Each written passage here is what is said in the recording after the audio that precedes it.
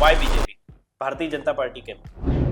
અમે તો 20 વર્ષ કોંગ્રેસ પાર્ટીની અંદર ખપાવી નાખ્યા, આખી જવાની બરબાદ થઈ એવું તમે સમજી શકો. મોદીજી પહેલાનું ગુજરાત અને મોદીજી પછીના ગુજરાતમાં શું ફરક છે? તો અમે જે કોંગ્રેસમાં આવ્યા એ આઝાદીવાળી કોંગ્રેસ નથી એવું ફીલ થવા માંડ્યું કે જે આઝાદ કરાવનારી કોંગ્રેસ હતી એ કોંગ્રેસનું તો ક્યારનું બાળમરણ કરી નાખ્યું. 2002 પછી જ્યારે નરેન્દ્ર મોદી સાહેબ ગુજરાતના મુખ્યમંત્રી બન્યા. Narendra Damodar Das Modi, man of vision, the man of commitments, the man of words. 2 સાંસદ ધરાવતી પાર્ટી જે છે આજે દુનિયાની સૌથી મોટી પાર્ટી છે, વર્લ્ડ્સ બિગેસ્ટ પાર્ટી. ત્યારે ભારતનો ડંકો આખા વિશ્વમાં માંગે. The Prime Minister has been focused on transforming India. This is India's moment. It's an exciting time. તે માઇન્ડસેટ જેનું છે, ચાણક્ય જે કહેવાય છે, એ છે આપણા અમિતભાઈ શાહ. मैं अमित अनिल चंद्र शाह ईश्वर की शपथ लेता हूं कि તમામ જેટલી પણ એમની કાર્યપ્રણાલી છે બહુ માઇક્રો પ્લાનિંગથી જે છે થતી હોય છે. અમિતભાઈ શાહ સાહેબ હંમેશા સ્ટ્રેટેજી મેકર છે. આખા દેશની અંદર જે છે એક સનાતનની લહેર છે. 500 વર્ષ પછી ભગવાન શ્રી રામનું પાછું અયોધ્યા આવવું, રામ મંદિરનું બનવું. આખો દેશ જ્યારે દિવાળી મનાવતો હોય રામ મંદિરની પ્રાણ પ્રતિષ્ઠા ત્યારે તમે વિરોધ કરો, તમે દર્શન કરવા ના જાઓ, એનાથી તમે ખોટો મેસેજ આપો છો ને. એ રાહુલ ગાંધીને ભોગવવું પડ્યું. તો જે ભગવાન રામના નથી એ દેશના પણ નથી જ ને. એટલે કે વિશ્વનાથસિંહ વાઘેલાનો આ છેલ્લો છેલ્લો ગુલાલ ગુલાલ. છે. અને આ છેલ્લી ચૂંટણી, ફરી કોઈ ચૂંટણી જીતી નહીં શકે.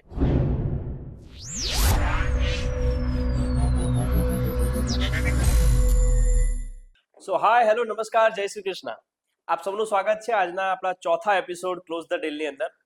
પોડકાસ્ટિંગ જર્ની ખૂબ જ સરસ ચાલી રહી છે. છેલ્લા 3 પોડકાસ્ટની અંદર આપણા તમામ વ્યુઅર્સ તરફથી ખૂબ જ સારો રિસ્પોન્સ અને પ્રતિસાદ આપણને મળી રહ્યો છે. પણ આજનો પોડકાસ્ટ જે છે થોડો અલગ છે. આજના પોડકાસ્ટની અંદર આપણે ચર્ચા કરીશું એક રાજકારણીય નેતા કે કોઈ એક રાજકારણીય કાર્યકર્તાનું જીવન કેવું હોય છે. જનરલી આપણને સોશિયલ મીડિયા રીલ્સના જમાનાની અંદર એક તફાવત જોવા મળતો હોય છે કે એક રીલ્સ લાઈફ અને એક રિયલ લાઈફ. તો રીલ્સ લાઈફ તો આપણે બધા રોજે જોઈએ છીએ સોશિયલ મીડિયાની અંદર, ઇન્સ્ટાગ્રામ ઉપર, યુટ્યુબ ઉપર. પણ રિયલ લાઈફ એક રાજકારણીય નેતાની, એક રાજકારણીય કાર્યકર્તાની કેવી હોય છે, એમની રિયલ લાઈફની અંદર શું ભૂમિકા ભજવતા હોય છે, એના વિશે જે છે આજે આપણે ચર્ચા કરીશું. આજના આપણા પોડકાસ્ટની અંદર આપણા મહેમાન છે એક એવા વ્યક્તિ જેમના ઉપરથી પહેલા હું એમની ઇન્ટ્રોડક્શન આપું એના પહેલા તમને એ જણાવવા માંગીશ કે આપણે સાંભળ્યું હશે કે રાજા કા બેટા રાજા, એટલે કે રાજાનો પુત્ર જે છે રાજા બનશે. તો એવી જ રીતે પોલિટિક્સની અંદર પણ એવું સાંભળવામાં આવ્યું હોય છે કે નેતા કા બેટા નેતા. પણ આજની ચર્ચા થોડી અલગ છે. આજની ચર્ચા એવી છે કે ખેડૂત પુત્ર નેતા બનીને પોતાની રોલ, પોતાની કારકિર્દી રાજકારણની અંદર કઈ રીતે આગળ વધારે છે એના વિશે આપણે બહુ ડિટેલની અંદર આજની ચર્ચાને જે છે આપણે વાગોડીશું. આજના પોડકાસ્ટના આપણા મહેમાન છે, એમની કારકિર્દી એટલે કે રાજકારણની કારકિર્દીની શરૂઆત જે છે એઝ અ સ્ટુડન્ટ ઇલેક્શનથી શરૂઆત થઈ અને આજે જે છે અલગ અલગ ઘણી બધી ભૂમિકાઓ જે છે ભજવે છે. એમની જો કારકિર્દીની વાત કરીએ તો એક સમયની અંદર કોલેજ પ્રમુખ રહેલા, વેલફેર મેમ્બર, ગુજરાત યુનિવર્સિટી પણ રહેલા છે, અમદાવાદ શહેર જિલ્લા NSUI પ્રમુખ પણ રહેલા છે. આવી ઘણી બધી અલગ અલગ પદ ઉપર પોતાની અલગ અલગ ભૂમિકાઓ ભજવી ચૂકેલ છે. તો આજના પોડકાસ્ટની અંદર જે છે આપણે સૌ મળીને આપણે ડિટેલની અંદર સાંભળીશું ને એમના જીવન વિશે વાતોને આપણે વાગોડીશું. તો વિશ્વનાથસિંહ વાઘેલા, તમારું ખૂબ ખૂબ સ્વાગત છે આજના આપણા પોડકાસ્ટ ક્લોઝ ધ ખૂબ ડેલ. આભાર આપનો કૌશિકભાઈ. તો વિશ્વનાથસિંહ, જણાવો કે પહેલા તો તમારું રાજકારણનું કરિયર જે છે એ કઈ રીતે શરૂ થયું? કારકિર્દી તમારી ક્યાંથી શરૂ થઈ? તમે શરૂઆતમાં કીધું એમ કે ખેડૂત પુત્ર. યસ. કે મારા દાદા ખુમાનસિંહ વાઘેલા સ્વર્ગવાસી છે, અત્યારે ખેડૂત હતા. ઓકે. સાણંદ તાલુકાનું કાણેટી ગામ મારું વતન. અને વડીલોપાર્જિત 15 વીઘા જમીન દાદાને આવેલી અને એમાં મારા ફાધરની 7.5 વીઘા જગ્યા. ઓકે. અને ફાધર 1985માં પોલીસ ખાતામાં નોકરી લાગ્યા ઓકે. અમદાવાદ શહેરમાં. હમ. એટલે સંજોગાવસાત નોકરી માટે અમદાવાદ શિફ્ટ થવાનું થયું. એટલે અમે 1987માં અમદાવાદ આવ્યા. મારો જન્મ 1986માં, એટલે હું 1 વર્ષનો હોઈશ. અને અમદાવાદના શાહીબાગમાં પોલીસ લાઈન છે, હેડક્વાર્ટર. ઓકે. ત્યાં અમે રહેતા. અને પછી ફાધરની નોકરી મળી નગર એટલે એમણે અહીંયા ઘર લીધું. 1998-99માં અમે ઈસનપુર રહેવા આવ્યા. એટલે 7 પેઢીમાં કોઈ રાજકારણમાં નહીં. સપના સુધી પણ ના વિચારી શકીએ કે આપણે રાજકારણમાં જઈશું. પણ સૌથી ઇમ્પોર્ટન્ટ છે નિયતિ. મનુષ્યની નિયતિ નક્કી કરે કે મનુષ્ય શું કરશે. બિલકુલ. અને સિદ્ધાંત અમને પણ લાગુ પડ્યો. અને નિયતિએ નક્કી કર્યું હતું કે રાજકારણમાં જવાનું છે, એટલે અમે રાજકારણમાં આવ્યા. અને કોલેજ પ્રમુખથી શરૂ થયા અને જેમ જુદા જુદા હોદ્દા તમે કીધા એમ 2004માં હું કોલેજ પ્રમુખ બન્યો. ઓકે. પછી હું અમદાવાદ NSUI ની અંદર મહામંત્રી બન્યો. ઓકે 2008માં સેનેટ વેલફેરની ચૂંટણી આવી ગુજરાત યુનિવર્સિટીની, તો એમાં પણ બીજા નંબરે રહી. ટોટલ 14 પદ હોય, એમાં સેકન્ડ હાઈએસ્ટ મત મને મળ્યા અને હું વેલફેર મેમ્બર બન્યો 3 વર્ષ માટે. પછી NSUI માં આંતરિક ચૂંટણી આવી, યુથ કોંગ્રેસ અને NSUI માં. એ પહેલી ચૂંટણી હું લડ્યો NSUI માં અને અમદાવાદ શહેર જિલ્લા NSUI નો પ્રમુખ બન્યો. શહેર આખું અને જિલ્લો છે ધંધુકા સુધી લાગે ત્યાં સુધી. પછી 2 વર્ષ પછી પાછી ચૂંટણી આવી, એમાં નેશનલ ડેલિગેટ બન્યો પ્રદેશમાં. પછી મને પ્રમોશન આપી અને દિલ્હીમાં રાષ્ટ્રીય સચિવ બનાવ્યો NSUI નો અને દિલ્હી રાજ્યનો પ્રભારી બનાવ્યો. પછી NSUI ના કાર્યકાળની એક એજ લિમિટ હોય કે તમારે 28-29 વર્ષ થઈ જાય એટલે તમે NSUI નું રાજકારણ છોડી દેવું પડે. એટલે અમે યુથ કોંગ્રેસમાં આવ્યા. 2016માં ગુજરાતમાં યુવક કોંગ્રેસની ચૂંટણી થઈ, એમાં હું પ્રદેશ મંત્રી બન્યો. પછી 2-3 વર્ષ પછી એમાં પ્રમોશન થયું, ઉપપ્રમુખ બન્યો પ્રદેશનો. અને પછી એક ચૂંટણી આવી 2021માં, એમાં ચૂંટાઈને પ્રદેશ યુવક કોંગ્રેસનો પ્રમુખ બન્યો. એટલે ખૂબ લાંબી જર્ની છે. એટલે કે 2004 થી લઈને 2024 એટલે કે 20 વર્ષનો પ્રવાસ તમે રાજકારણની અંદર ખેડી ચૂક્યા. જી. ઓકે, તો જેમ તમે કીધું તમારું બેકગ્રાઉન્ડ પોલિટિકલ નહોતું, ખેડૂત પુત્રથી આવવું, 2004 ની અંદર જે છે કોલેજ પ્રમુખ બનવું અને 2024 સુધી 20 વર્ષ રાજકારણની અંદર આપવા. તો તમારા વિશે જે આપણે ડિટેલ માહિતી જે જાણી, 2022 ની અંદર તમે યુથ કોંગ્રેસ પદ પરથી રાજીનામું આપ્યું અને તમામ ઘણા મોટા કાર્યકર્તાઓના જથ્થા સાથે તમે 2022 ની અંદર જે છે કમલમ ખાતે કેસરીઓ ધારણ કર્યો. જી. તો હું તમને પૂછવા માંગીશ, તમારી જે પોલિટિકલ જે કરિયર છે, જર્ની છે, ઘણી ઇન્સ્પાયરિંગ છે. તો 20 વર્ષની અંદર તમને એવું શું જોવા મળ્યું, શું એવું જાણવા મળ્યું, અને ભારતીય જનતા પાર્ટી વર્સસ કોંગ્રેસ ની અંદર શું તફાવત છે, શું ફરક છે? તો કેમ 2022 ની અંદર આ નિર્ણય તમારે લેવો પડ્યો અને કેમ કેસરીઓ, કેમ ભારતીય જનતા પાર્ટી? એ બી આટલો લાંબો પ્રવાસ, તમે જે પણ તમારે બધા પદ કીધા બધા જ ક્યાંક ને ક્યાંક કોંગ્રેસ સાથે મળે છે. જી. બરાબર છે. અને એના પછી જે છે 2022 ની અંદર એટલે કે છેલ્લા 2 વર્ષથી તમે ભારતીય જનતા પાર્ટી સાથે સંકળાયેલા છો. સો વાય બીજેપી?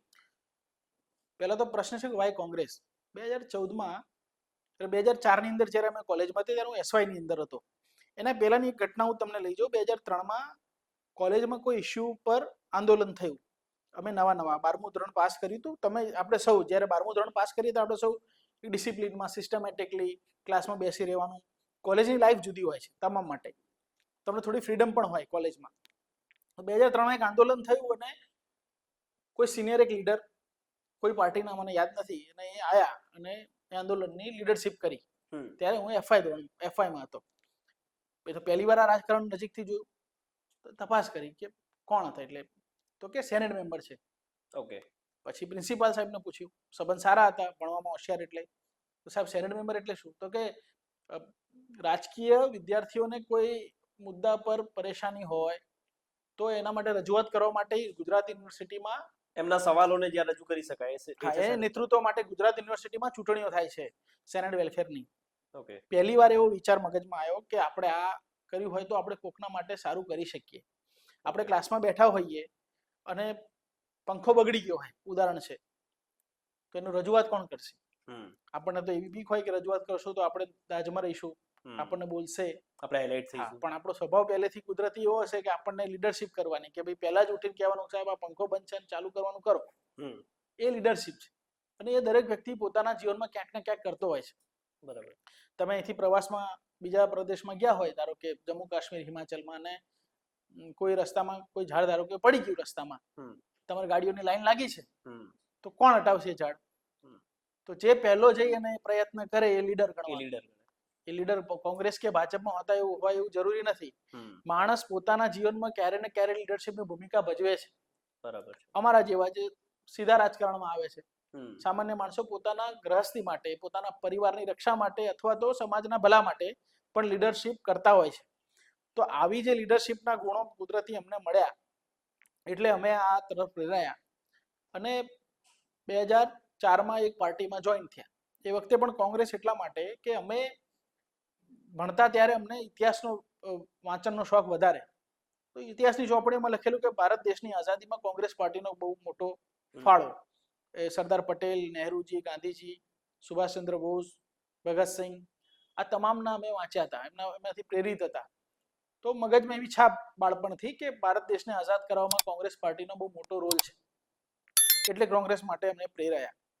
પણ કોંગ્રેસમાં આવ્યા પછી સમજણા થયા ત્યારે ખબર પડી કે જે આઝાદ કરાવનારી કોંગ્રેસ હતી એ કોંગ્રેસનું તો ક્યારનું બાળમરણ કરી નાખ્યું ઇન્દિરા ગાંધીએ. ઓકે 1969 ની અંદર ઇન્દિરાજી જ્યારે મુખ્ય પ્રવાહમાં આવ્યા ત્યારે આઝાદીના જે લડવૈયા હતા, જે કોંગ્રેસ પાર્ટીના સુકાનીઓ હતા, એ બધાને કોરાણે મૂકીને એક નવી કોંગ્રેસ બની, કોંગ્રેસ આવી. 1969 માં હા, કોંગ્રેસ ઇન્દિરા ગાંધી. તો અમે જે કોંગ્રેસમાં આવ્યા એ આઝાદીવાળી કોંગ્રેસ નથી એવું ફીલ થવા માંડ્યું. એનો અહેસાસ તમને કોંગ્રેસમાં આવી ગયા હા, પછી 5-7 વર્ષે 5-7 વર્ષે ખબર પડવા માંડી કે ભાઈ આ એ કોંગ્રેસ નથી. કેમ કે આપણે તો કોલેજ લેવલે કોંગ્રેસ જોઈન કરી હતી. પછી તો જેમ જેમ આગળ વધતા ગયા એમ ગુજરાતના રાજકારણમાં જાણવા જોવાનું થયું, દિલ્હી સુધી ગયા, દિલ્હી રાજકારણમાં કોંગ્રેસને જોઈ જાણી તો ખબર પડી કે ભૂલ થઈ ગઈ. એવી ખબર થોડી થોડી થવા માંડી. એક્સ્ટ્રીમ લેવલે નથી પહોંચી એ ભૂલ, પણ જે આઝાદીની કોંગ્રેસ હતી એ કોંગ્રેસ હવે તો રહી જ નથી. એ કોંગ્રેસનું તો ક્યારનું મરણ કરી નાખ્યું છે. પણ કોંગ્રેસમાં આવવાનું મુખ્ય કારણ આ હતું. ઓકે, તો એના પછી પણ જે છે, જેમ કે તમે કીધું કે 2004 ની અંદર થી લઈને તમે જ્યારે એન્ટર થયા ત્યારે તમે કોંગ્રેસની અંદર એન્ટર થયા, પણ એ સમયમાં ગુજરાતની અંદર તો સરકાર જે છે એ ભારતીય જનતા પાર્ટી જ રૂલ કરી હતી. જી જી. અને એ સમયની અંદર તમે કોંગ્રેસની અંદર ગયા જી. 5-7 વર્ષ 8 વર્ષ જે છે એની અંદર કામ કર્યા પછી તમને લાગ્યું કે જે પહેલો કોંગ્રેસ અહેસાસ થયો. પહેલો અહેસાસ થયો પહેલો કે અહેસાસ જે કોંગ્રેસ આપણે વિચારીને આની અંદર આવ્યા છીએ એ કોંગ્રેસનું તો મરણ ક્યારનું થઈ ચૂકેલું એ છે. જે 5-7 વર્ષમાં કોંગ્રેસ માટે રુચિ ના આવી. હા, એટલે મારો સવાલ એ જ છે કે એ 5-7 વર્ષમાં એવું અલગ શું થયું કે જેનાથી તમને એવું લાગ્યું કે જે છે આપણાથી ભૂલ થઈ ગઈ છે? જે કોંગ્રેસને જોઈને આયા હતા એ નથી. એનો અહેસાસ એવો થયો કે કોંગ્રેસ પાર્ટીનું કાર્યાલય છે 24 અકબર રોડ. એક નેતાની કેબિનમાં અમે ગયા તો ફોટા જોયા તો એક જ પરિવારના ફોટા. અત્યારે ધારો કે પ્રોટોકોલમાં રાષ્ટ્રપિતા ગાંધીજી છે તો બધી ઓફિસમાં ફોટો હોય, એમનો ફોટો સ્વાભાવિક છે. પણ લાલ બહાદુર શાસ્ત્રી, સુભાષચંદ્ર બોઝ, ભગતસિંહ, દાદાભાઈ નવરોજી, બાબા સાહેબ આંબેડકર, આ બધા જે આઝાદીના લડતના ઘડવૈયા હતા એમના ફોટા જ નહીં. તો એ તો હોવા જોઈએ ને કોંગ્રેસ પાર્ટીમાં. કોંગ્રેસના જ કાર્યકર્તાઓ હતા, કોંગ્રેસના નેતા હતા, તો ઓફિસોમાં તો એમના ફોટા હોવા જોઈએ. આઝાદી પાછળ પણ બહુ એમને લડત આપેલી છે, તો જીવન આપી દીધું એમને. ખપાઈ દીધું છે અને આ દેશને આઝાદી અપાઈ. બિલકુલ. તમે હું આજે અહીંયા લોકશાહી છે એટલા માટે શાંતિથી પોડકાસ્ટ કરી શકીએ છીએ. બેસી શકીએ છીએ. તમે એવું સમજો કે અંગ્રેજોનું શાસન હોત તો શું થાત? તો આપણે આઝાદીથી બોલી પણ ન શકીએ કદાચ. ધ્રુજાવી નાખે એવી કલ્પના છે. બિલકુલ. અને આપણા ભૂતકાળમાં આપણા વડવાઓએ એ શાસન જોયેલું છે, અત્યાચારી શાસન. એમાંથી મુક્ત કરાયું કોંગ્રેસે. કોંગ્રેસના એ જે લડવૈયા હતા એને જ કોંગ્રેસ ભૂલી ગઈ અને એની ઓફિસોમાં એક જ પરિવારના ફોટા, એક જ પરિવારની આસપાસ આખું રાજકારણ ફરે. ઓકે, ત્યારે એવો અહેસાસ થયો કે યાર કંઈક છે. પણ પાર્ટી માટે હજુ પણ આક્રોશ નતો આવ્યો. ઓકે, પાર્ટી છોડવાનો આક્રોશ તો નતો જ આવ્યો એ વખતે. એટલે જ એ પાર્ટીમાં પછી આગળ વધ્યા ધીમે ધીમે. Okay, okay. પાછો આપણે અગેન સવાલ પર, Y BJP, Bharatiya Janata party કેમ? ગુજરાતની અંદર બે પોલિટિકલ પાર્ટી છે, ભારતીય રાષ્ટ્રીય કોંગ્રેસ અને ભારતીય જનતા પાર્ટી. અમે તો 20 વર્ષ કોંગ્રેસ પાર્ટીની અંદર ખપાવી નાખ્યા, આખી જવાની બરબાદ થઈ એવું તમે સમજી શકો. કોંગ્રેસમાં આયા એના પહેલા રાજકારણમાં કેમ આયા? તો કંઈક કોકનું સારું થઈ શકે. તમને ધારો કે કોઈ તકલીફ પડી અને તમે મારા માટે મને કીધું કે ભાઈ મદદ કરો, હું મદદ ના કરી શકું તો એ રાજકારણ શું કામનું? કોંગ્રેસમાં આવ્યા પછી હંમેશા યુવાનોના પ્રશ્ન માટે જ્યારે લડતા ત્યારે એક લાચારી ફીલ થતી કે પાર્ટી સત્તામાં નથી તો યુવાનો માટે કે એના માટે સારું ક્યારે થશે, અને પાર્ટી સત્તામાં કેમ નથી એના બી પ્રશ્નો અમે અમારી જાતને પૂછતા. તો આંતરિક કલહ કોંગ્રેસ પાર્ટીનો, એક નેતાને બીજા નેતાનું મોઢું જોવાનું ના ગમે, એક નેતાને બીજા નેતા જોડે ફાવે નહીં. અને આંતરિક યુથ કોંગ્રેસની એનએસયુની ચૂંટણી જેનું ઉદાહરણ છે. એવી સિસ્ટમ એપ્લાય કરવામાં આવી કે મારી ઉંમરના છોકરાઓ સામસામે ચૂંટણી લડે એક પદ માટે. હું અમદાવાદ શહેરનો પ્રમુખ જ્યારે બન્યો ત્યારે સ્વાભાવિક છે કે કોઈ એક વ્યક્તિએ ચૂંટણી હારી અને ઉપપ્રમુખ બન્યો હશે. તો આ જીવન અમારા વચ્ચે વેરઝેર રહી. ચૂંટણી ખર્ચાળ હતી, પૈસા ખર્ચવાના, ઘરના પૈસા ખર્ચી અને ચૂંટણી લડવાની, એમાં એક જણ હારે એક જણ જીતે, સામસામેના વેર થાય. કોઈ પણ સંગઠન ત્યારે ટકે જ્યારે એમાં એકતાનો ભાવ હોય, યુનિટી હોય. યુનિટી. તમે યુનિટી તોડી નાખવાની વાત કરો તો એ સંગઠન ટકે નહીં. યુથ કોંગ્રેસને એનએસયુની ચૂંટણીમાં 2007 થી ચૂંટણીઓ ચાલુ થઈ ત્યારથી તમે સમગ્ર ભારતની અંદર કોંગ્રેસનો ગ્રાફ જોજો, એ સતત ઘટતો ગયો. એટલા માટે કે જે નવી પેઢી કોંગ્રેસમાં આવી જોઈએ એ આવી તો ખરી, પણ એકબીજા માટે વેરઝેર લઈને આવી. મને જેને હરાયો હોય કાં તો મેં જેને હરાયો હોય એ મારા માટે કાયમ વેર રાખે, એ ચૂંટણીમાં પણ વેર દેખાય. તો ભારતીય જનતા પાર્ટી સામે તો લડવાનું થતું નતું, લડવાનું તો આંતરિક થતું હતું. તો આ એનર્જી કેમ બગાડવી? કોકનું સારું કરવું છે તો આપણી એનર્જી અંદર અંદર ઝઘડવામાં ખર્ચ કરવી એના કરતાં ક્રિએટિવની અંદર આપણી એનર્જી એક પ્રવાહની અંદર જોડી દઈએ તો આપણે જે હેતુથી રાજકારણમાં આવ્યા છીએ એ હેતુ ફળીભૂત થાય એ Right. સ્વાભાવિક ઉદ્દેશ્ય હતું. ઓકે. બીજો એક વાત એ હતી કે જેમ કે પોલિટિક્સ જે છે એને એની ઇમેજ જે છે એક જેટલો પણ એક એજ્યુકેટેડ વર્ગ છે કે જેટલો પણ એક સારો પ્રોફેશનલ વર્ગ છે એ બધા લોકો રાજકારણથી એટલે કે પોલિટિક્સથી જે છે દૂર રહેવામાં વધારે માનતા હોય છે કે પછી એમાં વધારે ના પડવામાં માનતા હોય છે.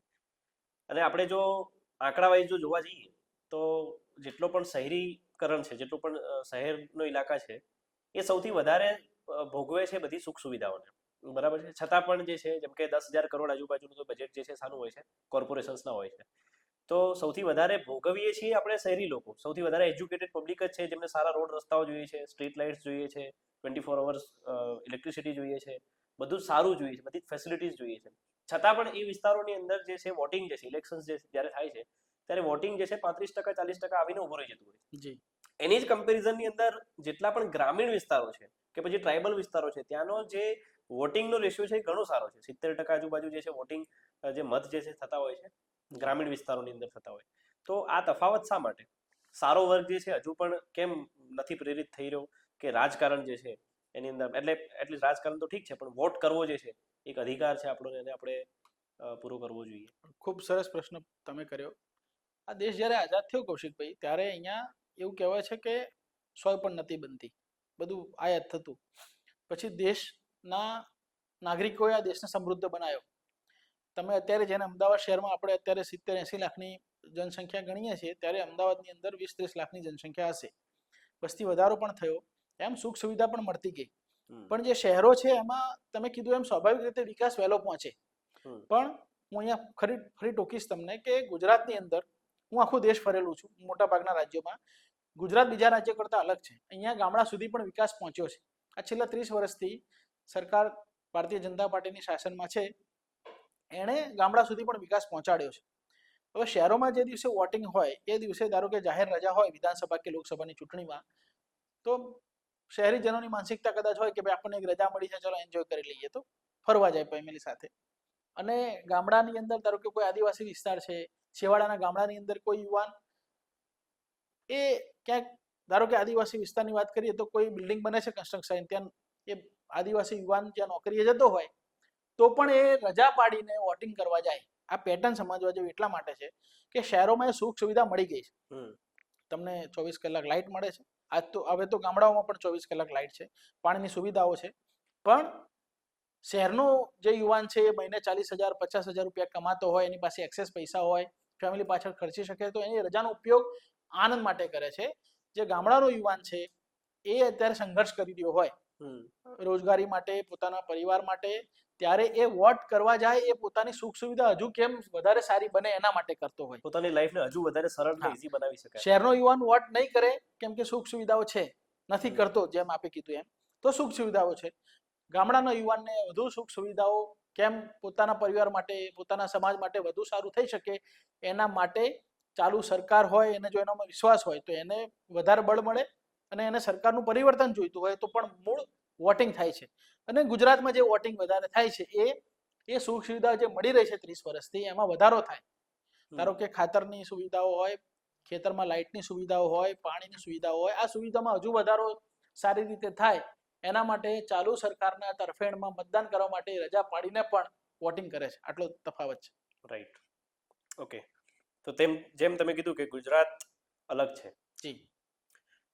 બાકી બધા જ રાજ્યો, બાકી બધા સ્ટેટ્સના કમ્પેરિઝનમાં ગુજરાતમાં ગ્રામીણ વિસ્તારો સુધી પણ જે છે એ વિકાસ બિલકુલ આપ પણ જોઈ શકો, જોઈ રહ્યા છીએ આપણે. તો અને આજે ચારે બાજુ ચર્ચામાં છે પણ ગુજરાત, કે ગુજરાત એટલે વિકાસ, વિકાસ અને વિકાસ. ગુજરાતની પ્રસિદ્ધિ પણ એટલી છે. મોટા ભાગના ઇન્ટરનેશનલ કોન્ફરન્સીસ જે છે એ ગુજરાતને આપવામાં આવતા હોય છે, બરાબર છે. સો 2002 પહેલાનું ગુજરાત એટલે કે મોદીજી પહેલાનું ગુજરાત અને મોદીજી પછીના ગુજરાતમાં શું ફરક છે? કેટલું અલગ છે આજે ગુજરાત? આજે કહેવામાં ગુજરાતને સેફટીની રીતે જોવામાં આવે છે. ગુજરાત મીન્સ સેફ, બરાબર, ગુજરાત મીન્સ ગ્રોથ.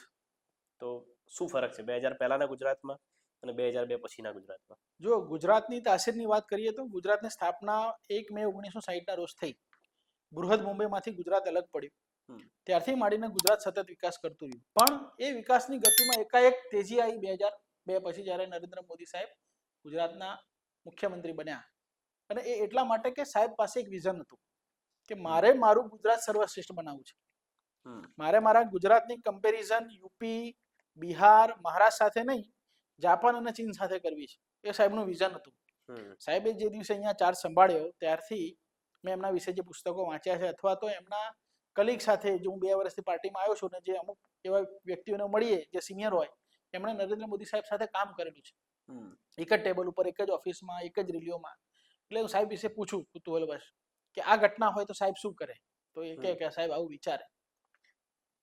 ધારો કે પરમ દિવસે બંધારણ દિવસ ગયો, એક ઉદાહરણ છે ને, હું કમલમમાં હતો ત્યારે વાત નીકળી, તો એ કીધું કે સાહેબ મુખ્યમંત્રી હતા ત્યારે એમણે સુરેન્દ્રનગરમાં બંધારણને હાથીની અંબાણી, એક હાથી અને એની પર અંબાણી, એની પર બંધારણ મૂકી અને એની યાત્રા કાઢી. તો આ જે વિઝન છે નરેન્દ્ર મોદી સાહેબમાં છે, અને એ વિઝનનું ફળ છે કે ગુજરાત આજે આગળ વધી રહ્યું છે. આજે પણ કોઈ મલ્ટીનેશનલ કંપની ભારતની અંદર વેપાર કરવા માટે આવે તો એનું સૌથી પહેલું પસંદગીનું રાજ્ય ગુજરાત છે. એટલા માટે કે સેફ છે, એટલા માટે કે અહીંયા બીજા કોઈ ન્યુસન્સ નથી, અને અહીંયાની જનતા પણ કાયદામાં માને છે, કાયદોને વ્યવસ્થા જાળવવામાં માને છે. અહીંનો યુવાન પોતે પોતાનું રોજગાર સારી રીતે ચાલે, ઘરનું ગુજરાન સારી રીતે કરી શકે અને પોતે સમૃદ્ધ થાય એ દિશામાં વિચારે છે, નહીં કે કોઈનું બગાડવાનું. તો અહીંના જે યુવાનો કંપનીઓમાં નોકરી કરે છે એ પણ શાંતિથી સિસ્ટમેટિકલી નીતિ નિયમોને અનુસરીને કંપનીઓમાં નોકરી કરે, એટલે કંપનીઓને એવા વર્કરોની જરૂર હોય અને કંપનીનો ગ્રોથ તો જ થાય, અને કંપનીનો ગ્રોથ થાય એટલે કંપની સેફ એવું ગુજરાત શોધે. ટાટા છે, મારુતિ સુઝુકી છે, આ બધી કંપનીઓ ગુજરાતમાં આવી રહી છે. એ 2002 પછીનું ગુજરાત છે કે જેણે આખા તો ભારતની આખા વિશ્વમાં એક મેસેજ આપ્યો કે ગુજરાત તમારા માટે સેફ છે, તમારી પ્રગતિમાં ગુજરાત સહભાગી થશે, આવો અને અહીંયા નિવેશ કરો. તો ગુજરાતમાં જેમ જેમ નિવેશ થતો ગયો, ગુજરાતની જનતા તો ખુમારવાળી હતી જ, અને એ જેમ જેમ ગુજરાત આગળ વધતું ગયું એમ તમામ ગુજરાતી આજે આગળ વધ્યા, અને આ વિશ્વમાં ગુજરાતીઓ એક અલગ આગવી ઓળખ ઊભી કરી છે. રાઈટ. તમે જેમ વાત કરી કે નરેન્દ્રભાઈ મોદી, તો છેલ્લા 10 વર્ષની અંદર ભારતે જે પ્રસિદ્ધિ મેળવી છે અને દુનિયા લેવલ પર જે છે નામ મેળવ્યું છે, અને છેલ્લા આજનું યુથ એને પણ એક પ્રેરણા રીતે જોઈ રહ્યું છે કે છેલ્લા ઘણા દાયકાઓની અંદર ક્યારેય આવું જોવા નથી મળ્યું કે પ્રધાનમંત્રી જે છે એનું વર્ચસ્વ દુનિયાભરની અંદર આટલું બધું હોય. તો આટલી પ્રસિદ્ધિ, આટલી નામ જે છે મળી છે, આટલી જે ઓળખાણ ભારતની જે ઊભી થઈ છે વિશ્વ સ્તર ઉપર, તો આ બધાનો શ્રેય જે છે આપણા માનનીય વડાપ્રધાન શ્રી નરેન્દ્રભાઈ મોદીને જાય છે. અને છેલ્લા ઘણા જ મેં પણ એટલા ઇન્ટરવ્યુઝ જોયા છે, એટલા પોડકાસ્ટ જોયા છે. પછી એ પોડકાસ્ટ CR પાટીલ સાહેબનો હોય કે પછી ભૂપેન્દ્રભાઈ પટેલનો હોય કે પછી વિજયભાઈ રૂપાણીનો હોય કે પછી આપણા નીતિનભાઈ પટેલનો પણ હમણાં એક રિસેન્ટમાં પોડકાસ્ટ આવ્યો. બધા જ લોકોએ જે છે નરેન્દ્રભાઈ મોદી સાહેબને એક અલગ એક દિવ્ય શક્તિ પણ કયા છે, કોઈએ the man of vision, the man of commitments, the man of words કયા છે. તમારું શું કહેવું છે એમના વિશે? He is a different person. જો ક્યારેય નરેન્દ્ર મોદી સાહેબ સાથે રૂબરૂ મુલાકાત થઈ નથી, કાર્યક્રમમાં આવ્યા હોય તો લાઇનઅપમાં અમે મળ્યા હોય, એક તો એમની ઓરા, એક એમનો આભા, અને એક આજે આવ્યા પછી અને એમના વિશે વાંચ્યા સાંભળ્યા પછી કંઈક નવું પોઈન્ટ ઓફ વ્યૂ, કંઈક નવું શોધવાનું, કંઈક નવું વિચારવાનું, એવું હું માનું છું કે છેલ્લા 50 વર્ષમાં ભારત દેશની અંદર જે નેતાઓ થયા એમાં નરેન્દ્ર મોદી સાહેબમાં એ ગુણ વધારે છે. આ ગ્લાસ 25% ખાલી છે, 75% ભરેલો છે, તો સાહેબને 75% ભરેલો વહેલા દેખાય, અને એ 100% કેવી રીતે ભરાય એનો વિચાર એમના મગજમાં આવે. અને ગુજરાત 2002માં જ્યારે એમણે સંભાળ્યું ત્યારે ગુજરાત હજુ કેમ વધારે સારું બને એના મને પ્રયત્ન કરે, અને એમાં સફળ રહ્યા. એ જ્યાં સુધી ગુજરાતના મુખ્યમંત્રી હતા 2014 સુધી, ત્યારે ગુજરાતનો ડંકો વાગતો હતો દેશની અંદર, અને જેવા એ વડાપ્રધાન થયા ત્યારે ત્યારથી માંડીને અત્યાર સુધી 24 સુધી અત્યારે ભારતનો ડંકો આખા વિશ્વમાં વાગે છે. તો એ સાહેબનું વિઝન છે કે જ્યારે ભારતમાં ગુજરાતની રાજનીતિ કરતા હોઈએ ત્યારે ભારતમાં સૌથી શ્રેષ્ઠ રાજ્ય ગુજરાત બને, અને જ્યારે વિશ્વમાં ભારતનું નેતૃત્વ કરતા હોઈએ ત્યારે વિશ્વના તમામ દેશોમાં શ્રેષ્ઠ દેશ ભારત બને, એવું એક વિઝન લઈને ચાલ્યા અને એમાં સફળ થયા છે. બરાબર છે. તો જેમ વાત કરી આપણે નરેન્દ્રભાઈ મોદી સાહેબ, એવી જ રીતે એક બીજો પણ ચહેરો 80ના દાયકાની અંદર, જ્યારે એક એવી પાર્ટી, ભારતીય જનતા પાર્ટી એટલે એક એવી પાર્ટી કે 80ના દાયકાની અંદર જેના ફક્ત 2 સાંસદ બેસતા હતા, 2 સાંસદ ધરાવતી પાર્ટી જે છે આજે દુનિયાની સૌથી મોટી પાર્ટી છે, વર્લ્ડ્સ બિગેસ્ટ પાર્ટી, બરાબર છે, ભારતીય જનતા પાર્ટી, અને જેને ત્રીજી વખત જે છે, સતત ત્રીજી વખત જે છે લોકસભાના ઇલેક્શનમાં ખૂબ જ બહુમતીથી જે છે સરકાર રચી. અને આ બધાની પાછળ જે છે જે માઇન્ડસેટ જેનું છે, ચાણક્ય જે કહેવાય છે, એ છે આપણા અમિતભાઈ શાહ, મોટાભાઈ. જી. એમના વિશે તમારું શું કહેવું છે? જી, સાહેબને તો મળવાનું રૂબરૂ થયું. મેં બહુ એમના વિશે એટલું રીડ જે કર્યું છે એની અંદર એવું જાણવા મળ્યું છે કે બહુ માઇક્રો પ્લાનિંગથી જે છે એમના કામ હોય છે, તમામ જેટલી પણ એમની કાર્યપ્રણાલી છે બહુ માઇક્રો પ્લાનિંગથી જે છે થતી હોય છે. તમારું શું વ્યૂ છે એના વિશે? એમના વિશે જેમ આપણે કીધું માઇક્રો પ્લાનિંગ, એનો અનુભવ તો મને પ્રત્યક્ષ થયો છે. હું જ્યારે સાહેબને મળ્યો પાર્ટી જોઈન કર્યા પછી પહેલી વાર, ત્યારે મારા વિશેની સંપૂર્ણ માહિતી એમને હતી. ઓકે. તમે માનશો, એક મારા જેવા સામાન્ય કાર્યકર્તા, એ પણ વિપક્ષનો કાર્યકર્તા, એ તો આપણી મોટી પાર્ટીના જ્યારે ચાણક્ય કહેવાતા હોય ત્યારે વિપક્ષનો પણ કોઈ યુથ કોંગ્રેસનો પ્રમુખ હોય ગુજરાતનો અને એના વિશેની માહિતી રાખવી, તો તમે માનો કે એમનું પ્લાનિંગ અને મેનેજમેન્ટ કેવું હશે પોતાની પાર્ટી માટે. એટલે એનો પ્રત્યક્ષ અનુભવ તો અમને થયો છે. અને સાહેબ જ્યારે નરેન્દ્ર મોદી સાહેબ જ્યારે ગુજરાતના મુખ્યમંત્રી હતા ત્યારે તેઓ એમની સાથે ગૃહમંત્રી પણ હતા. એમની તમામ નીતિ વિષયક વાતોમાં હંમેશા સાથે રહ્યા છે. તો એ બંને નરેન્દ્ર મોદી સાહેબ અને અમિત શાહ સાહેબ, એ બંને વર્ષોથી એક સાથે કામ કર્યું છે. અને બંનેનો હેતુ આખરે એ જ હતો કે ગુજરાતનો વિકાસ કેવી રીતે થાય, ગુજરાતની જનતાનો વિકાસ કેવી રીતે થાય, અને બંને એ દિશામાં પ્રયાસ કર્યા. અમિતભાઈ શાહ સાહેબ હંમેશા સ્ટ્રેટેજી મેકર છે એવું અમે સાંભળ્યું, મેં અનુભવ્યું પણ છે.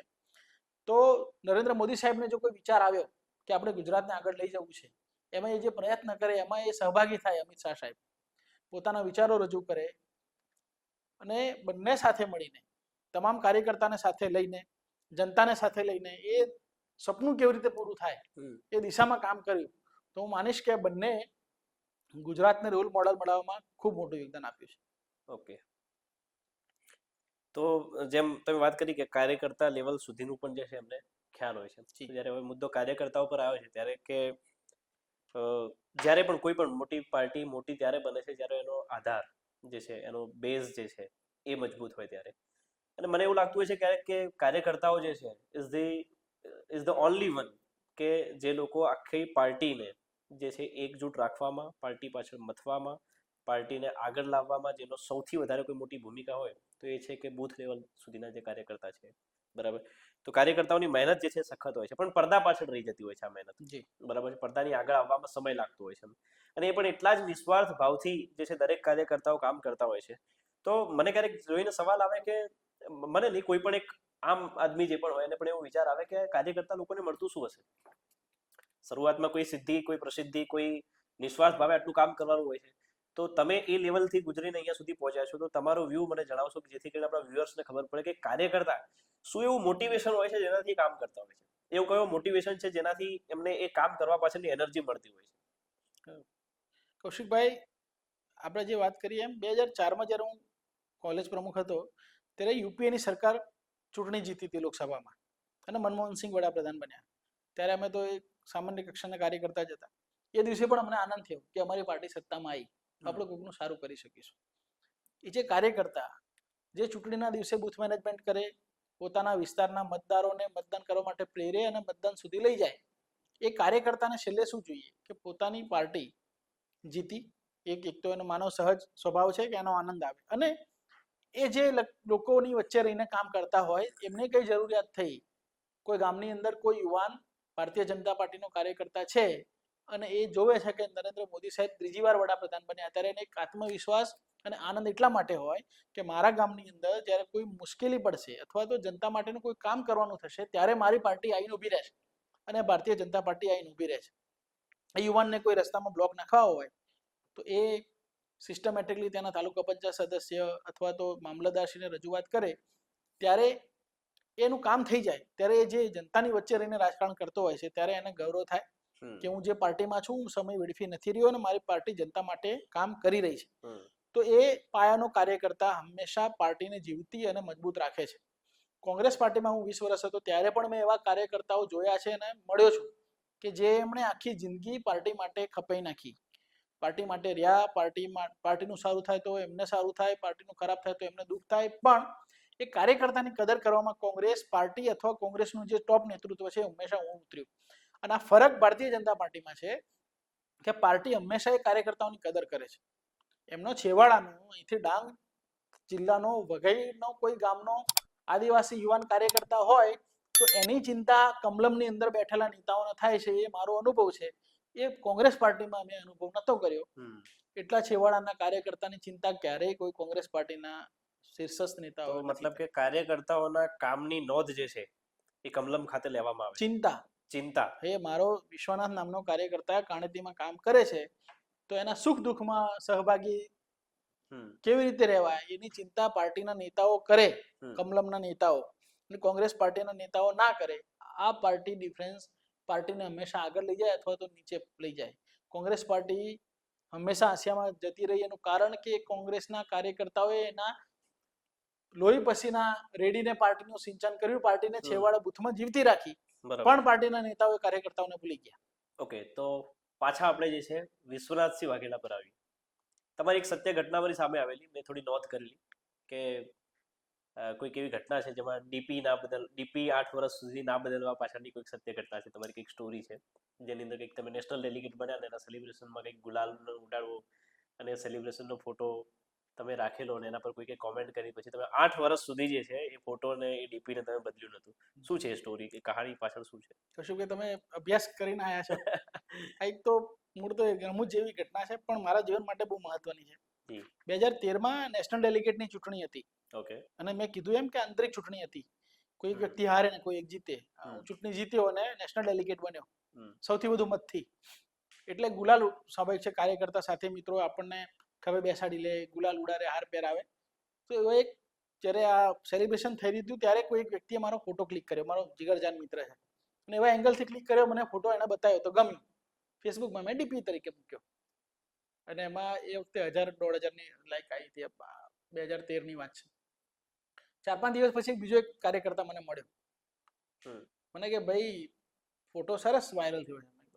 હશે તો કે આ ફલાણા નેતા, એટલે જે નેતા હતો યુથ કોંગ્રેસ અને NSYના ખૂબ મોટા લીડર છે, એમણે એને એવું કીધું હતું કે આ છેલ્લી ચૂંટણી છે એની, ફરી એના ગુલાલ ઉડવાનો નથી. આંતરિક ચૂંટણી હોય એટલે એમણે એ કોન્ફિડન્ટમાં છે કે ભાઈ મને કોઈ ચૂંટણી જીતવા નહીં દે. એટલે કે વિશ્વનાથસિંહ વાઘેલાનો આ છેલ્લો ગુલાલ અને આ છેલ્લી ચૂંટણી, ફરી કોઈ ચૂંટણી જીતી નહીં શકે અથવા તો અમે જીતવા નહીં દઈએ. ઓકે.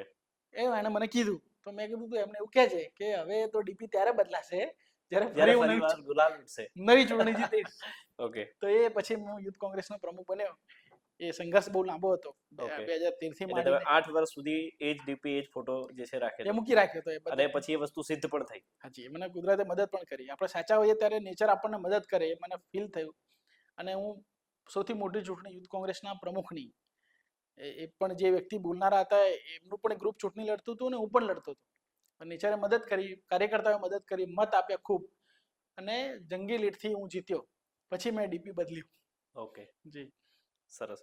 ખૂબ જ પ્રેરણા મળતી હોય છે આવી બધી વાતોથી કાર્યકર્તાઓને, લોકોને, કે સંઘર્ષ જે છે પણ એનું ફળ પણ જે છે આજે નહીં તો કાલે ક્યારેક ને ક્યારેક તો મળતું જ હોય છે. વાત કરીએ આપણે, તમે ખુદ પણ જે છે રાજપૂત છો, ક્ષત્રિય છો, અને આપણા દેશને આગળ વધારવામાં માનો કે દેશની આઝાદીમાં માનો કે આ દેશ આજે જ્યાં ઊભો છે એની પાછળ રાજપૂત સમાજનું, ક્ષત્રિયોનું બહુ મોટું યોગદાન રહેલું છે. એના વિશે તમારું શું કહેવું છે? કૌશિકભાઈ, સૌ પ્રથમ કહીશ કે મને રાજપૂત હોવાનું ગૌરવ છે, એટલા માટે કે ઇતિહાસની અંદર પણ રાજપૂત અને ક્ષત્રિય સમાજે સમાજ માટે અને દેશ માટે જે બલિદાનો આપ્યા છે, એવા ગૌરવવંતી ખમીરવંતી કોમમાં જ્યારે મારો જન્મ થયો ત્યારે આપણને એનું ગૌરવ હોય. સાથે સાથે એક એ ચિંતા પણ હોય કે જે 5000 વર્ષની ઉજળી પરંપરા છે રાજપૂત ક્ષત્રિય સમાજની, સમાજના નાનામાં નાના વ્યક્તિ સુધી જ્યારે મદદની જરૂર હોય ત્યારે સૌથી પહેલા એક ક્ષત્રિય રાજપૂતનો દીકરો આવીને ઊભો રહેતો હોય. આવો ગૌરવવંતો ઇતિહાસ હોય ત્યારે આપણે જ્યારે ઈશ્વરે આપણને આ રાજપૂતમાં કુળમાં જન્મ આપ્યો હોય ત્યારે આપણે પણ મોટી જવાબદારી બને છે કે ગૌરવવંતી પરંપરા આપણાથી જાળવી રાખીએ ને આપણાથી વધારે ઉજળી બને. એટલે આપણાથી કોઈ એવું કામ ના થઈ શકે જેનાથી આખી રાજપૂત અને ક્ષત્રિય સમાજને લાંછન લાગે.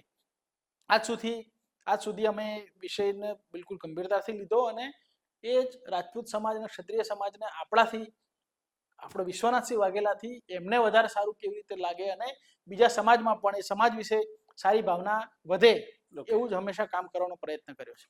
ઓકે. તો જેમ આપણી વાત થઈ કે છેલ્લા અમુક વર્ષોની અંદર જ્યારથી ભારતીય જનતા પાર્ટી જે છે રૂલિંગ પાર્ટી તરીકે કામ કરી રહી છે. તો આખા દેશની અંદર જે છે એક સનાતનની લહેર છે. 500 વર્ષ પછી ભગવાન શ્રી રામનું પાછું અયોધ્યા આવવું, રામ મંદિરનું બનવું, બરાબર છે. અને આજનો યુવા વર્ગ જે છે, પહેલા એક યુવા માટે ઇન્સ્પિરેશન તો કે બોલિવૂડના સ્ટાર્સ હતા.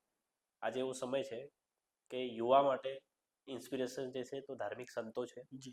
યુવા માટે ધાર્મિક જગ્યાઓ અને ધાર્મિકતા તરફ લોકોનું વલણ જે છે ને એ સમય જતા બદલાઈ રહ્યું છે. આજનો યુવા જે છે એ સંતોને માને છે, ધાર્મિક જગ્યાઓ પર ફરવા જવામાં માને છે, એમના વિડીયોઝ જોવામાં, જાણવામાં અને આપણા ઇતિહાસ વિશે જાણવા સમજવામાં પણ માને છે. તો આ વલણ જે છે બદલાયું છે, એની પાછળ ઘણો મોટો રોલ જે છે એ ભારતીય જનતા પાર્ટીનો ક્યાંક ને ક્યાંક છે. કેમ કે ઘણી વખત આપણને જોવા મળતું, જેમ કે આપણે તમને ખ્યાલ હોય તો કે પ્રેમાનંદ સ્વામી મહારાજ જે છે એમના વિડીયોઝ આવતા હોય છે. રાતના 2:30-3 વાગે જે છે હજારો લાખોની સંખ્યાની અંદર લોકો જે છે એમના દર્શન કરવા માટે આવતા હોય છે. લગભગ 15 મિલિયન આસપાસ ફોલોવર્સ જે છે ઇન્સ્ટાગ્રામ પર જે છે પ્રેમાનંદ સ્વામી મહારાજના છે. તો આજે આટલું મોટું યુથ, આટલું મોટું ક્રાઉડ જે છે એ ધાર્મિકતા તરફ ફરી રહ્યું છે. અને એની અંદર ક્યાંક ને ક્યાંક જે છે મને એવું લાગે છે કે રોલ જે છે આ સનાતન પાછળ, આ ધાર્મિકતા પાછળ જે છે ભારતીય જનતા પાર્ટીનું છે. તમારું શું કહેવું છે એના વિશે? કૌશિકભાઈ, આ દેશ જ્યારે આઝાદ થયો ત્યારે બંધારણની અંદર એક શબ્દ ઉમેરવામાં આવ્યો, સેક્યુલર, બિન સાંપ્રદાયિક. એટલે કોઈ પણ ધર્મનું સરકાર સમર્થન ખુલ્લેઆમ ના કરી શકે એવો અર્થ કોંગ્રેસે કાઢ્યો. સેક્યુલર શબ્દનો અર્થ હું એ કાઢું છું કે તમામ જે વ્યક્તિ જે તે ધર્મમાં જન્મ લીધો હોય એને એ ધર્મનું પાલન કરવાની છૂટ હોવી જોઈએ. ભારતીય જનતા પાર્ટી એ નિયમમાં માને છે. તમે હિન્દુ ધર્મમાં જન્મ લીધો તો તમને તમારો ધર્મનું પાલન કરવાનું, તમારા ધર્મમાં તમને કોઈ અડચણ ના આવે ધર્મના પાલનમાં એ જોવાની જવાબદારી સરકારની હોય. તમે મુસ્લિમ સમાજમાં જન્મ લીધો તો તમને તમારું ધર્મ પાલન કરવાની અનુકૂળતા હોવી જોઈએ. ઈસાઈ હોય, શીખ હોય, તમામ. કોંગ્રેસે એનું અર્થઘટન જુદું કર્યું હતું. કોંગ્રેસે કોઈ એક પર્ટિક્યુલર એક સમાજને, એક જ ધર્મને રાજી રાખવા માટે બીજા તમામ ધર્મ સાથે અન્યાય કર્યો એવું મને પણ ફીલ થતું. અને ભારતીય જનતા પાર્ટી જ્યારે શરૂઆતમાં જનસંઘ હતી ત્યારે એમણે એના કાર્યકર્તાઓને પણ થતું કે કોંગ્રેસના દેશમાં શાસન તો ચલાવી રહી છે પણ કોઈ એક ધર્મ માટે વધારે સોફ્ટ કોર્નર અને બીજા એક ધર્મ માટે હંમેશા દાજ આ ના હોવું જોઈએ. ગાંધીજી, નહેરુ અને સરદાર પટેલ, બાબા સાહેબ આંબેડકર, આજે બંધારણના ઘડવૈયાઓએ જ્યારે આ ચર્ચા કરી હશે ત્યારે એમને પણ આ જ વાત હશે કે તમામને પોતાના ધર્મનું પાલન કરવાની અનુકૂળતા અને છૂટ હોવી જોઈએ અને સરકાર એમાં મદદરૂપ થાય. સરકાર એવું અનુકૂળ વાતાવરણ પેદા કરે એવું સરકારનું કામ હોવું જોઈએ. પણ કોંગ્રેસે એના શરૂઆતના વર્ષોમાં માત્ર એક જ ધર્મ માટે અનુકૂળતા કરી આપી અને એક ધર્મ માટે, ખાસ તો સનાતન ધર્મ માટે હંમેશા એવી ઘટનાઓ બનતી રહી કે જ્યારે કોંગ્રેસ એમાં પોતે સક્ષમ હોવામાં ઊણી ઉતરી.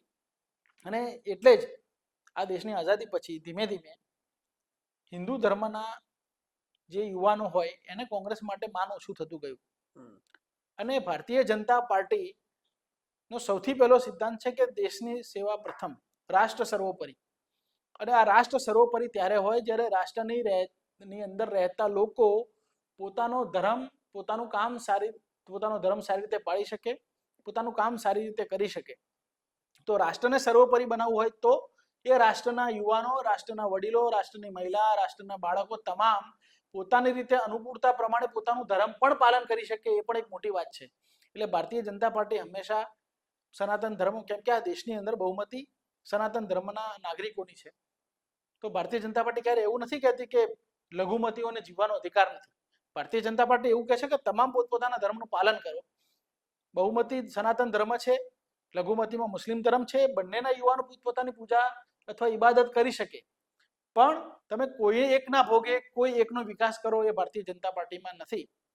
અને એટલા માટે જ આજે જેમ રામ મંદિરની વાત કરી આપે, એ સોમનાથ કોરિડોરની વાત હોય, કાશી વિશ્વનાથ કોરિડોરની વાત હોય, જે આપણા આસ્થાના પ્રતીકો હતા. એક ધારો કે હું હિન્દુ ધર્મમાં જન્મ લઉં ત્યારે મારા ઘરમાં શિવ શક્તિ અને કૃષ્ણ ભગવાન, લક્ષ્મીનારાયણની પૂજા થતી હોય તો એમના આસ્થાના મંદિરો તો કે સોમનાથ મંદિર છે, 12 જ્યોતિર્લિંગ છે, બદ્રીનાથ, કેદારનાથ, ત્યારે આપણને પણ સ્વાભાવિક ઈચ્છા થાય કે આપણે એમના દર્શન કરીએ. હવે તમે ત્યાં દર્શન કરવા જાઓ ત્યારે ત્યાંની સરકારની નિષ્ફળતાના કારણે તમે દર્શન ના કરી શકો, યાત્રાઓ અટકેલી રહે, તો એ સરકારનું ફેલિયર છે. અને આ કોંગ્રેસ પાર્ટીની જ્યારે સત્તાઓ હતી ત્યારે આ બધી જ ઘટનાઓ થતી.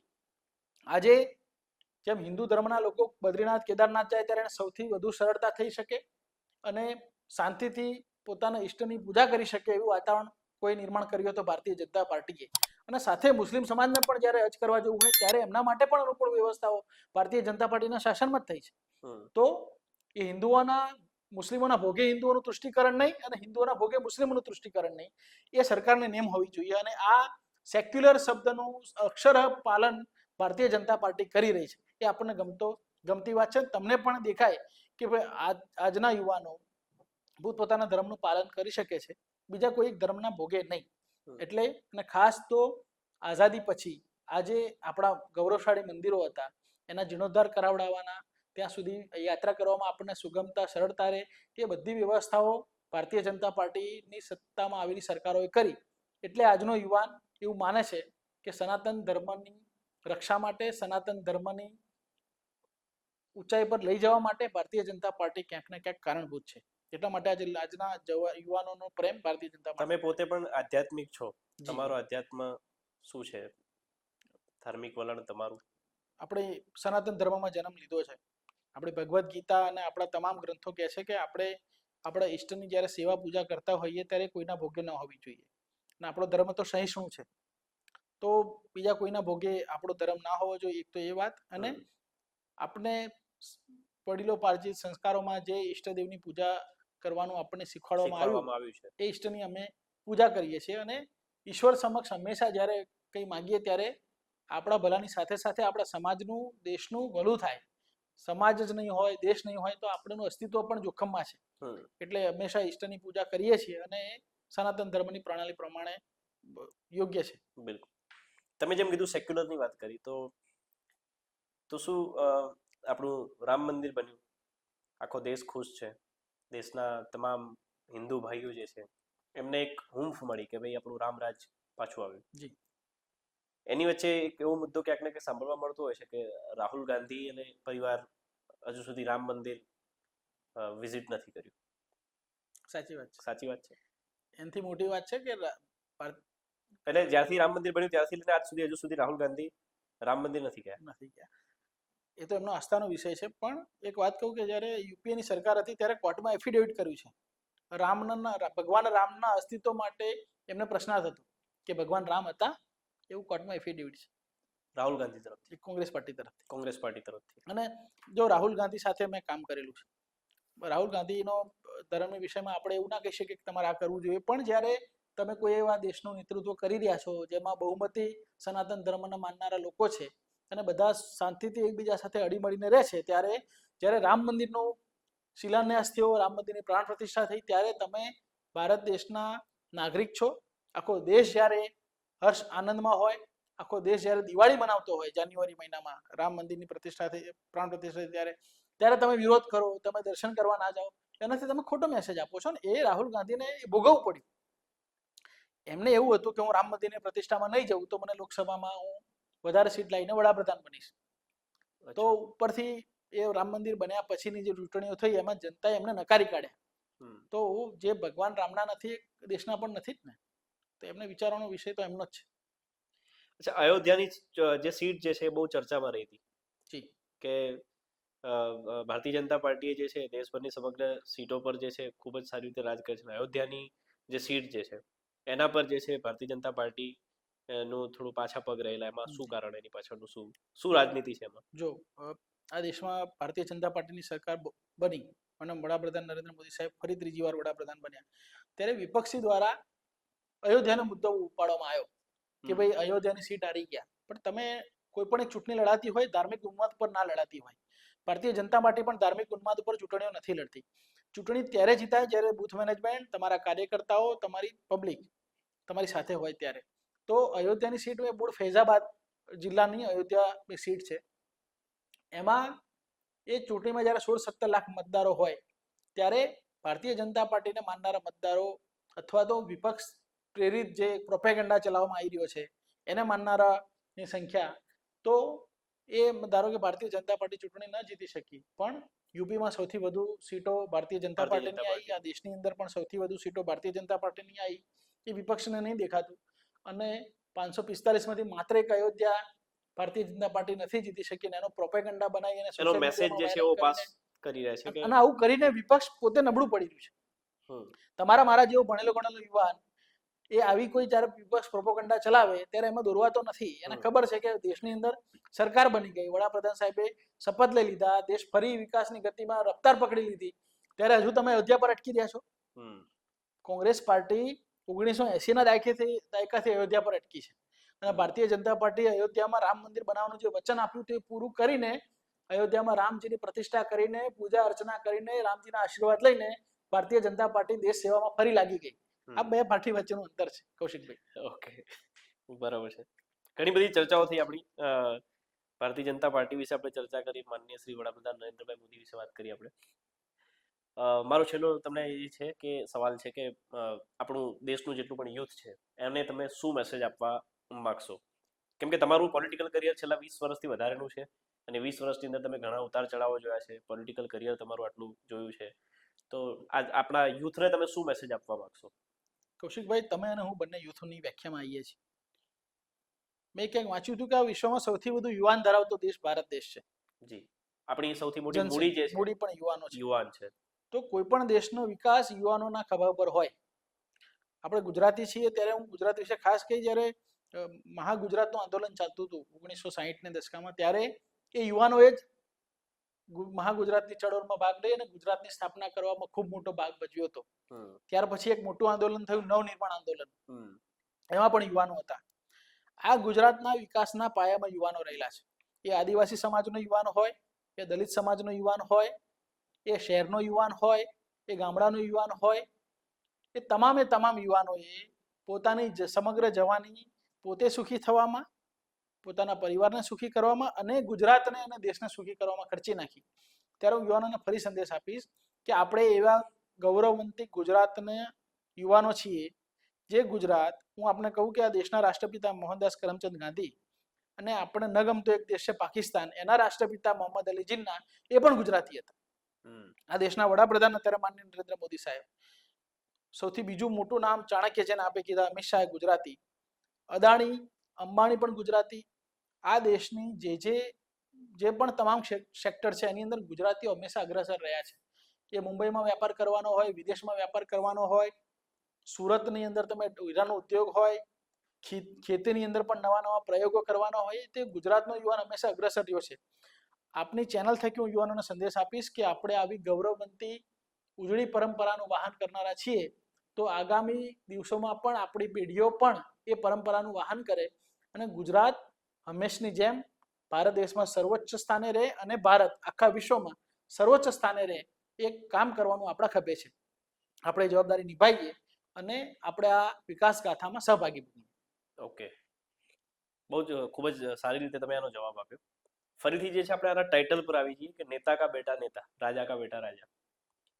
તો પોલિટિક્સની અંદર, રાજકારણની અંદર યુવા ઘણો બધો એવો હશે જેવી રીતે તમારી જર્ની છે, સંજોગાવશ ગણો કે જેમ તમે કીધું કે નીતિ જે છે, નિયતિએ લખ્યું હશે અને એ પ્રમાણે તમારી જર્ની આગળ વધી. તો યુવાની અંદર ઘણા બધા એવા લોકો હશે કે જેમની અંદર એક લીડરશિપની જ્વાળા ચાલતી હશે. યુવાની અંદર ઘણા બધા એવા લોકો હશે કે જે લોકોને કંઈક અલગ કરી બતાવવાની પણ જે છે એક મનોકામના રહેતી હશે હંમેશા, પણ એવા લોકોને લિંક નથી મળતી હોતી, સારા કોન્ટેક્ટ, સારા એક એવો રસ્તો મોકળો નથી મળતો હોતો. એના માટે જે છે એ પોલિટિક્સની અંદર, રાજકારણની અંદર કયા એવા રસ્તાઓ છે, કે કયા એવા ફોર્મ્યુલાસ છે કે જેનાથી એક આમ વ્યક્તિ જે છે એ પણ જે છે સારી લીડરશિપ, પોતાની અંદર રહેલી સારી દેશભાવના જે છે એને પ્રૂવ કરવા માટે જે છે એક સારા પ્લેટફોર્મ પર આવી શકે છે અને દેશની સેવાના અંદર ભાગીદાર બની શકે છે. કૌશિકભાઈ, સૌથી આપણે જે વાત કરીને સૌથી મોટું ઉદાહરણ નરેન્દ્ર મોદી સાહેબ છે.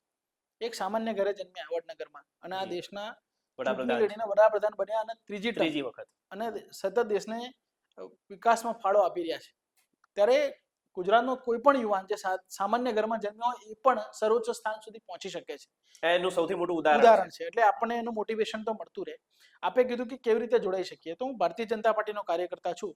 ભારતીય જનતા પાર્ટી હમણાં સદસ્યતા અભિયાન લોન્ચ કર્યું હતું. એક નંબર આપ્યો હતો, એને જાહેર કર્યો હતો. તમામ સોશિયલ મીડિયાના પ્લેટફોર્મ પર, ન્યૂઝપેપરોમાં, સમાચાર માધ્યમોમાં, પોસ્ટર દ્વારા એ નંબર જાહેર હતો કે તમારે પાર્ટીમાં જોડાવવું હોય તો આ નંબર પર મિસ કોલ મારો. આપને જાણીને આશ્ચર્ય થશે કે 1.5 કરોડથી વધારે એ નંબર પર મિસ કોલ થયા અને પાર્ટીના કાર્યકર્તા જોડાયા. એમાં ખૂબ મોટી સંખ્યામાં યુવાનો હતા. તો જે યુવાનને કામ કરવું હોય પોલિટિકલી એના માટે ભારતીય જનતા પાર્ટીના દરવાજા ખુલ્લા છે. અને હું પાર્ટીનો કાર્યકર્તા છું એટલા માટે નહીં, પણ મારા કોંગ્રેસ અને ભાજપના અનુભવ પરથી કહું છું કે તમે યુવાન છો, તમે દેશની સેવા કરવા માંગો છો, રાજકારણમાં આવવા માંગો છો, તો તમારા માટે ઉત્તમમાં ઉત્તમ કોઈ પાર્ટી હોય એ ભારતીય જનતા પાર્ટી છે. કારણ કે તમે જ્યારે ગામની અંદર કાર્યકર્તા તરીકે કામ કરતા હશો ત્યારે તમારી દરકાર લેનારી કોઈ પાર્ટી હશે તો એ ભારતીય જનતા પાર્ટી જ હશે. તમે તમારી જવાની જો કોઈ એક પાર્ટી પાછળ વાપરવાના હોય, એનો વ્યર્થ કરવાના હોય, ત્યારે એ વ્યર્થ શબ્દ વ્યર્થ ના બની રહે અને એનો સુઉપયોગ થાય, એનો ઉપયોગ થઈને કોઈ પાર્ટી મજબૂત થાય અને દેશ મજબૂત થાય તો ભારતીય જનતા પાર્ટીમાં જોડાવ. પાર્ટી માટે પાર્ટીના દરવાજા હંમેશા આપના માટે ખુલ્લા છે અને પાર્ટી એવી વ્યવસ્થાઓ પણ કરી છે કે તમે કોઈ ગામની અંદર રહેતા હોય, તમે ગાંધીનગર નથી આવી શકતા, તમારે ગ્રામ લેવલે જ રાજકારણ કરવું છે તો ગામની અંદર પણ ભારતીય જનતા પાર્ટીના સિનિયર કાર્યકર્તાઓ છે, તમે એમને જઈને મળો. અને એ ભારતીય જનતા પાર્ટીના સિનિયર કાર્યકર્તાઓ હંમેશા જનતાની વચ્ચે રહે છે, ઓકે, એટલે એમને બધા ઓળખતા પણ હોય કે આ ભારતીય જનતા પાર્ટીના કાર્યકર્તા છે. તમે એમને જઈને મળો, પાર્ટીમાં જોઈન થવું છે, તમને હંમેશા હાથ પકડીને કે ચાલશે એની જવાબદારી અમે અહીંયાથી લઈએ છીએ. તો યુવાનને આહ્વાન કરું છું કે આવો રાજકારણમાં, આપણે જ આ બધું બદલીશું. અને સોશિયલ મીડિયાના પ્રોપોગંડા અમુક જે વિપક્ષ પાર્ટીઓ કરતી હોય છે, વિપક્ષ એવું ચલાવે કે આજનો યુવાન નારાજ છે ભારતીય જનતા પાર્ટીથી, એ માત્ર પ્રોપોગંડા છે. બનાવટી વાતો, બનાવટી ઘટનાઓ ઉપજાવી કાઢીને માઇન્ડ વોશ કરવાનું યુવાનોનું. હું યુવાનોને ફરી સંદેશ આપીશ કે પ્રોપોગંડાથી છેતરાય નહીં. આપણે જ્યાં રહીએ છીએ ત્યાંનો વિકાસ કેટલો સારો થયો છે, આ દેશનું નામ આજે દુનિયામાં કેટલું ઊંચું પહોંચ્યું છે, બધી જ બાબતોને ધ્યાનમાં રાખીને એવી પાર્ટી સિલેક્ટ કરીએ કે જેથી આપણી જવાની બગડે નહીં. અમે તો 20 વર્ષ કોંગ્રેસ પાર્ટીમાં બગાડ્યા, તમારા ના બગડે અને ભવિષ્ય ભારતીય જનતા પાર્ટીમાં તમારું સુદૃઢ થાય એવી તમને શુભકામના આપીએ છીએ. વાવ, ખૂબ જ સરસ અને બહુ જ જબરદસ્ત વલણ છે તમારું, તમારા કારકિર્દીને લઈને અને દેશના યુવાનો પ્રત્યે લઈને. અને જ્યારે 20 વર્ષ કોઈક વ્યક્તિ પોતાના જીવનના એક જ કામની અંદર આપી દીધા હોય ત્યારે એ જ આટલું જે છે એક કહી શકાય ને કે આખો 20 વર્ષનો નિચોડ જે છે તમે આજના 45 મિનિટ્સના પોડકાસ્ટની અંદર જે છે તમે આપી દીધો. અને એના માટે વિશ્વનાથસિંહ વાઘેલા અમે તમારા ખૂબ ખૂબ જે છે આભારી છીએ અને બહુ થેન્ક યુ સો મચ કે તમે આજના આપણા પોડકાસ્ટની અંદર આવ્યા અને બધી વાતોને જે છે ડિટેલની અંદર જે છે લોકો સાથે શેર કરી. And thank you so much all of you, all the viewers. તમને પણ તમારો પણ ખૂબ ખૂબ આભાર કે આજના પોડકાસ્ટને તમે ડિટેલની અંદર જોયો. અને આજનો પોડકાસ્ટ જે છે ઘણા લોકોને હેલ્પફુલ બની શકે છે, ઘણા એવા લીડર્સ લોકોને હેલ્પફુલ બની શકે છે, આજના દેશની યુવા પેઢીને પણ જે છે હેલ્પફુલ બની શકે છે. તો મારી એક રિક્વેસ્ટ છે તમામ વ્યુઅર્સને કે આપણા પોડકાસ્ટની લિંક જે છે બની શકે એટલા વધારેમાં વધારે યુવા પેઢીને તમે ફોરવર્ડ કરજો, લાઈક કરજો, શેર કરજો અને સબસ્ક્રાઇબ પણ કરજો. Thank you so much. ફરીથી મળીશું નેક્સ્ટ આવા જ કોઈક રસપ્રદ વાતો સાથે નેક્સ્ટ પોડકાસ્ટની અંદર. ત્યાં સુધી આપ સૌને જય હિન્દ, જય Bharat. Thank you so much.